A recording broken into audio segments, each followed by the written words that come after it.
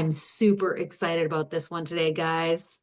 Today, we have an American business strategist, a certified life and career coach, a brand architect. This is all one person, by the way, who helps high capacity individuals build structured, sustainable success.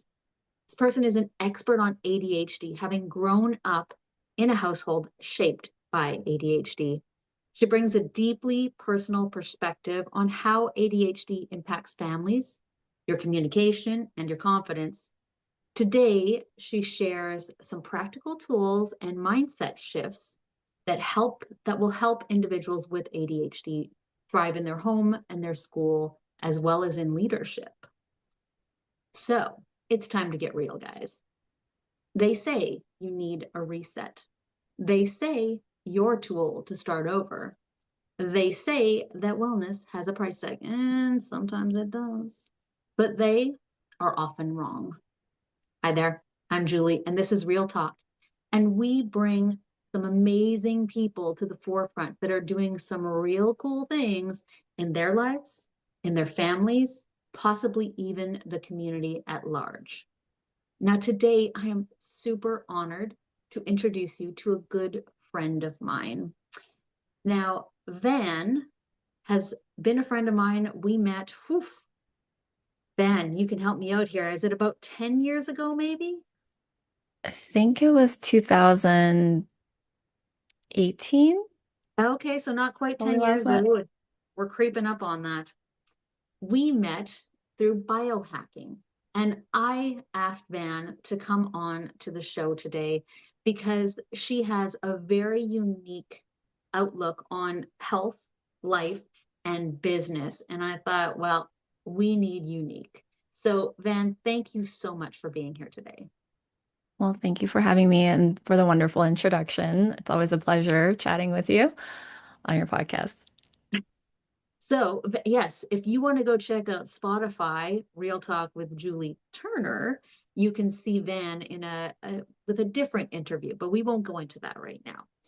I asked Van if she was okay with playing a little bit of a game with me today. And that game is kind of, in this case, she said, she said. And what I love to do is ask people their perspective on certain things. And in this case, it's going to be the day we first met because it's a standout day. It was kind of a game changer day for me, honestly. But Van, if you will, let me know your perspective, what you remember about the day we actually physically met. Yeah, I remember you drove down from Canada to Washington or Seattle, where I hosted a fireside chat with Martin Tobias at the Bulletproof Cafe. It's no longer there, unfortunately, but it was a very memorable event, and Julie and I hit it off right away, and we became friends ever since. But yeah, it was a very thought-provoking conversation that Martin had with my co-organizer Steve at the time, who was also a biohacker and went through the Human Potential Program that I guess Dave Asprey had put together. But yeah, it was a packed room. We had a full house with a waiting list, and we had the paleo chef in the house. We had a lot of conversations about biohacking and what helps different people in terms of gadgets, tools, methods for the individual health. Awesome. So I walked into this, first of all, I think it was only the second time I had been in Seattle. And I walked into this room full of amazing, interesting, unique people. And Van was running circles. She was organizing everything and making sure everybody was doing what they were supposed to do. And I believe, if I'm not mistaken, that some wait staff didn't show up. So we ended up waiting tables as well, which was kind of funny and amazing. And this Yes, I remember that. this Yeah. this lovely lady that we have here today can pull anything together. And you did such a great job that night. And I just revered you from that moment on. I'm like, she is, she's driven. She is a go-getter. She is on top of things, unique, all the things that um, are you. I was very impressed by you that night, and I continue to be today. Oh, So thank you, thank you. Julie. That is so kind of you to share that. I'm speechless to say the least. I was very impressed by you as well too. Like just your how you handled the interviews on site, and yeah, I thought we had a lot of really great interviews on your YouTube channel that day. Yeah, that was a lot of fun. It was so much fun. So, so we don't get too far off track. Thank you for playing that game with me. I do love to, see other people's perspective on the same unique occasions. Now, we are here to kind of shed a little bit of light on working with and living with ADHD. And I do not have ADHD myself. I have worked with people with ADHD, and I wanted to kind of throw something out there to you. Um, my first question for you is, what was it really like growing up with ADHD and in a home that was very much shaped by ADHD? If someone were to ask me what I thought it was like, I've always given the example that it's somebody with ADHD, it's like their nervous system has a sunburn. It's like something that the average, neurotypical would be like, oh, okay, got it. Whereas the person with ADHD is like, oh, like it just hits harder in certain instances. Is that a good example, or should I throw that out? That sounds pretty on point. I would say everything feels a lot more intense. But we don't know that we feel things differently than people who don't have ADHD. And so I would think it's normal. And, when you feel upset, you feel really upset. And when you're sad, you're Mhm. really sad. And so it's like a roller coaster throughout the day, which can wear you out by the end of the day, with all the heightened feelings that you've experienced just in one day alone. And people can tell immediately what state I'm in when they speak to me because I'm like a ghost shrimp, just so transparent with how I am. I don't even try to hide it, which is good and a bad thing depending on the situation that you're in. But yes, that sounds about right in regards to the intensity. I would love you, if I may, to ask about growing up with someone in the household that had ADHD that likely was not diagnosed. What was that experience like? Well, when you don't know, you just think, oh, we're just incompatible. So in my case, my mom is has not been diagnosed. But after I got diagnosed, I realized quickly that she's very similar to me, myself, and why we would clash a lot because we would talk over each other. And for two people to have a conversation, one person has to listen and the other one can talk, right? And you take turns. But with ADHD, you can't wait to get the words out because you're worried you're going to forget what you're going to say. And so it can come off really rude and not realizing that people would get annoyed with the fact that I would do that because I would just talk over them because I'm so excited to share something that's on my mind, but it just comes off really bad. With my mom, when I was on medication at one point, which I'm not anymore, she loved it because she's like, "Oh, you finished your thought before you moved on to the next thing." And I was able to slow down. And it really is just learning how to regulate yourself, which can be really difficult because you have to have a high level of self-awareness and slow down. And it's something that people with ADHD don't like to do. And we don't realize that we're talking faster than people without ADHD. The hyperactivity in the H is what really gives it away. So there is really a big difference between ADD and ADHD, even though people are now lumping the two together. I have to say I can tell the difference when I speak to someone with ADD versus ADHD.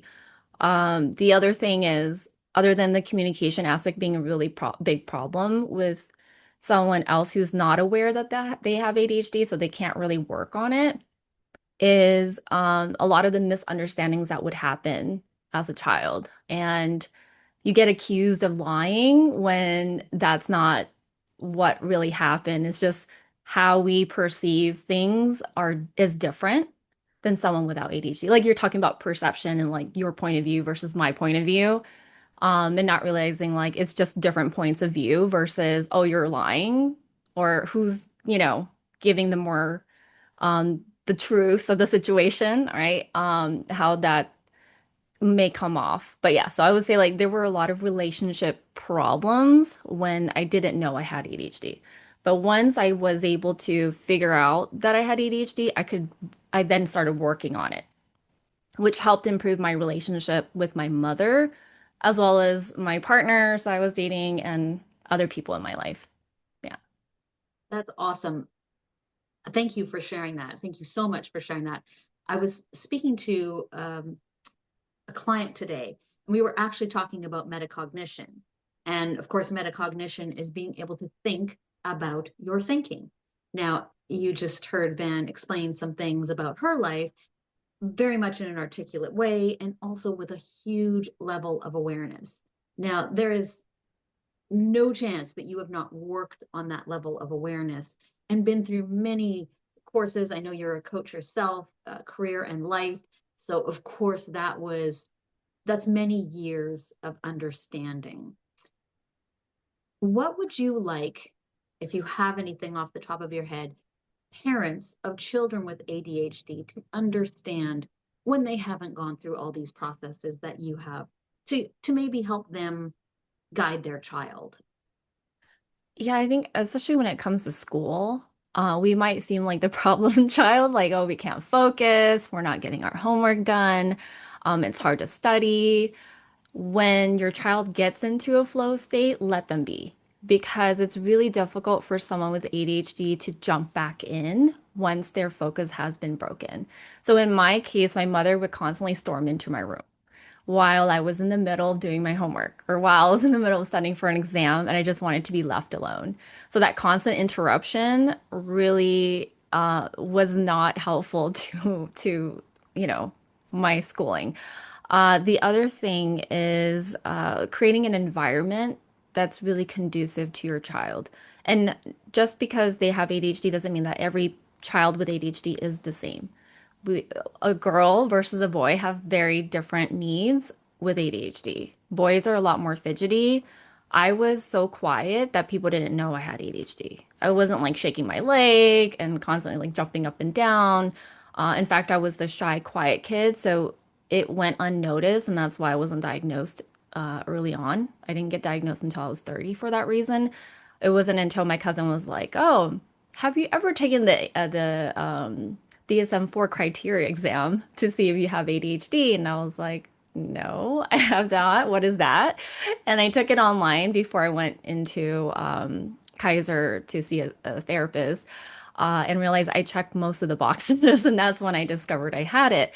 But realizing that it was so hard for me to study when I was in nursing school, I constantly had to leave the house so that my mom wouldn't bother me. I would go to Barnes and Nobles, find a spot, get my coffee, and just sit on the floor if I had to, just to have my own space. And so it's really important that wherever they study in, that it's set up for them to study well. And for myself, like I liked having music, but it cannot have lyrics in it. If there are lyrics in the music, I can't focus. So another really great tool is, I don't know if you're familiar with binaural beats. I really love that. And I don't know if you want to explain how that works, but I think it's really cool that there's even something like that. You put your over-ear headphones on, and it's really easy to get into focus with it. Yeah. Yeah, binaural beats is awesome. And music in general. I love that you said without lyrics. I want to kind of jump back to when you stated not every child with ADHD is the same.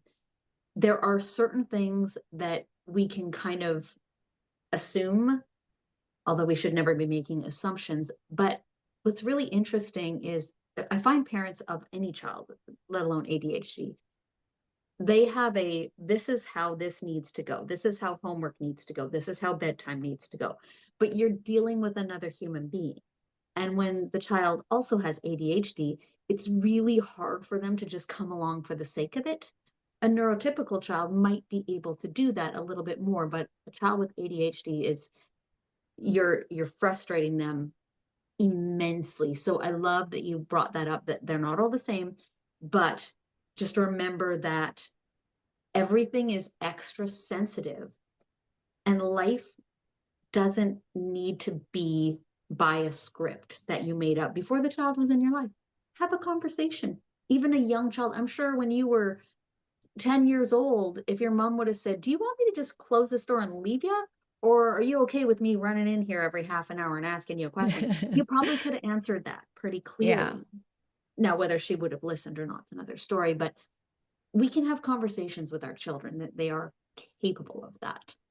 So let's talk tools or biohacks, shall we call them, to, whether it's a child, and if you have a memory that stands out when you were a child that's like, oh, if only I had this, that would have been easier, right up into adults, because adults absolutely have ADHD and ADD, although you are correct, not that you're asking if you were, adding the H in there makes a huge difference.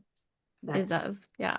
without question. People who are hyperactive tend to talk a lot faster. They need to move more. The hyperactivity component. So if you give me sugar, I'm bouncing off the walls compared to a normal person. I'm already hyper as it is. So if you give me extra sugar, trust me, it's gonna get a lot worse. We can get overly stimulated really quickly. So for some people, even like going through an aisle of perfume and smelling all the different, talking about our senses, some of us are hypersensitive to stimuli, right? Like whether it's sound, scent, visually as well. So for me, I was able to I can work in a very busy environment. I was a fragrance model in the past where I would be around a lot of these fragrances and smell them. But now, as I've gotten older, I'm much more sensitive to stimuli and I like quiet time. I love quiet time. It helps me relax my nervous system and not constantly be overstimulated. We have a tendency to stack too much on our plates because we don't realize we don't we our energy is not infinite. We do have a limited amount of energy throughout the day. So I try to be a lot more conscious about how many things I put on my list to do for the day.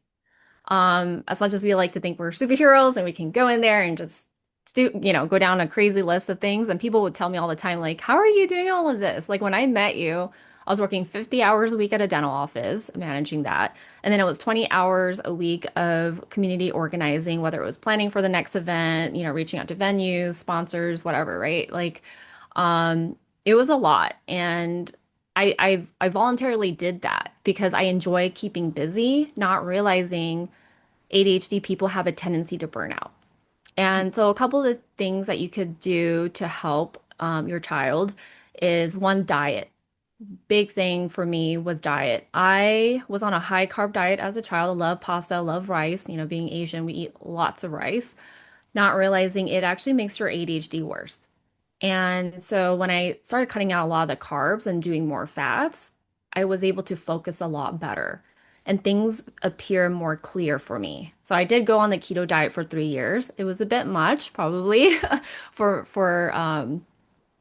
myself because I know for women too, we do need a certain amount of carbs to help us with our mucous membranes. And so my eyeballs were drying out, after 3 years of having no carbs. If I did do carbs, it was just very healthy carbs, no refined carbs. And I noticed that, yeah, I was able to focus a lot better with that. So other than diet, definitely like a good regimen, like bedtime, have a good, you know, bedtime routine. Knowing when to disconnect and wind down. I think it's really hard these days with the phone, the cell phones everybody has. Kids have cell phones a lot younger. They have iPads they're constantly stimulated with. They don't even eat without their iPad. And you could be doom scrolling on Instagram for hours when you have ADHD and you hyper focus and don't even realize you just spent a whole hour or two just scrolling and the time just flies by because our time perception is really off. And so for myself, one of the things I had to do to one, be more on time was setting a lot of alarms. I would have to set multiple alarms to wake up in the morning. I had to set alarms before every call just to allow myself some time. to prep for it. Or when I need to leave the house, I even have it blocked out on my calendar to say leave, drive out. I know it sounds silly. It was almost like every little thing needed to be documented or written out or an alarm to remind myself to go work out. But it helped me manage my life a lot better. My life before was very chaotic. Just imagine like constantly losing your keys, getting locked out of my car, having to call AAA all the time. It was really frustrating. It always felt like life was falling apart. And it was because I didn't have life management skills, not realizing a lot of like the ADHD, I don't want to call them symptoms, but if you can learn how to manage the negative aspects of ADHD and tap into the strengths, your life will thrive a lot more. Like in the workplace, amazing. I when I get into the zone, my section's the neatest at, Forever 21 when I used to work there. Um, when I organize, I really like dedicate myself. So for an ADHD person, if they can find their true passion and their gift, they will far excel and exceed other people in the same field or same company. But if they're doing something that they don't enjoy and they don't like, and they're not getting the dopamine hits, I guess you can call it that, right? We need to feel stimulated by something we enjoy. Forget it. It's going to be really difficult to stay focused on it and stay on track. And not to say anything negative, but I've had, jobs where I just was not feeling it and I would just quit the next day because I couldn't deal with it anymore. And it's the lack of patience and the impulsivity. But once you can get that honed in by being more aware, just being present, I think that's probably one of the most difficult things was getting my mom to meditate with me. She could not meditate because her mind is constantly running. And one of the hardest things is falling asleep. I think for someone with ADHD who hasn't yet learned how to master their thoughts, or control how much goes in and out of your brain, it could be really difficult to fall asleep. I've had friends that feel really restless at night. And so when you're super hyperactive, you need to do something, like go running. You need to do something really active for that day, just so you can fall asleep at night. You kind of have to tire yourself out. I used to have to do push-ups before bedtime just to wear myself out. But if you haven't had any kind of physical activity for the day, you'll just be laying on your bed staring at the ceiling all night. And that's terrible because you wake up feeling even worse. Yeah. Those are amazing tips. Thank you so much for sharing that. I just wanted to kind of like pile on top of a couple of those things. It is really important for the average person to go to bed tired, and I mean spent. When you have ADHD, it's even more important to go and spend your energy because you can be focused for hours on something that's of interest to you, Mm-hmm. and then you haven't moved. So Yep. you're exhausted, but your body's not exhausted. Your body hasn't really done a whole lot. So Yep. then, like you said, you lay there awake. So that's a great tip, whether you like running, walking, play a sport, find something, we can have multiple different passions in our life, and one of them should be a movement passion, whatever that means to you. You like pickleball, go play pickleball. Whatever that is to you, that's um, a great option. The other thing, when you mentioned about stimulation and our phones and all that kind of stuff, and we can scroll forever. Now, let's go back to talking to the parents for a moment. Remember how many parents sit there and they're on their phone and they scroll on their phone. And sometimes they're working. Sometimes, there's multiple reasons to be on our phones, but kids don't know that. They just see you on your phone and they mimic you. So if you are starting from an early age with a child, especially with ADHD, but any child with a phone in their hand, that that can cause multiple issues aside from the ADHD. So thank you very much. Those are some great, great tips. Make sure you replay this video and grab those tips. We should have told you to grab a paper and pen before we started, but we, being me, did not remember to do that. So I apologize. Van, is there anything that you would like to leave people with? I have a quote from you, but if you have something off the top of your head that you would like to leave people with, um, I'd be honored to hear it. Other than that, I do have a quote from you. Absolutely. Well, I've definitely come to believe that ADHD thrives on three things. It's trust, traction, and transformation. First, you have to learn how to trust how your brain works, understanding how your brain works, and then rebuilding trust with yourself to trust that you can make good decisions for yourself. Because I was at a point in my life where I didn't feel like I was capable of making good decisions because I was just making one bad decision after another, seeing how the results were turning out, right? But Mm, when you can understand yourself and be self-aware, you can better lead yourself. And the second part is traction. Having structure, as much as ADHD people hate having structure, I hate routine. It's very boring. You can make it exciting, and you can then learn how to celebrate those small wins instead of feeling shame, right? Using whether it's using timers, visual cues, and just predictable systems to give yourself freedom and celebrate those wins. And then when you have both the trust and the traction, you're not forcing the transformation. It will just happen naturally.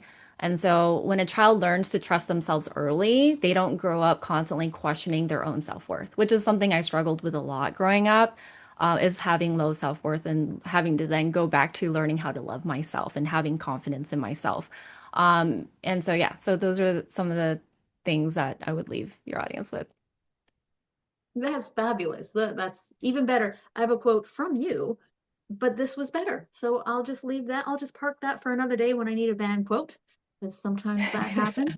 And I want to thank you so very much for being here with me today, for being open and transparent, and for sharing some of the things that you have experienced and how you've moved forward, truly making a change. I know you work with people with ADHD. I know you do a lot of brand work as well. So I love that. I love your niche and the people that you work with. So thank you very Thank much for you. being here. Now, that's it for Real Talk this week. But hey, if you enjoyed this, please feel free to share with anyone and everyone you'd like. But also, if you're thinking to yourself as you're watching, I actually think I have a story. Please don't hesitate to reach out. You can reach out at JulieBrooks.Life. You can reach me there. And if you're thinking, I'd really like to hear more about whatever topic it is, reach out for that too, because we are always looking for subject matter as well as people to interview. So I will let you guys go. Thank you so much. And remember, rewatch this with your pen and paper so you can write down some of the tips that Van gave us. Thank you again, Van. I appreciate you. You're And we'll welcome. see you next week.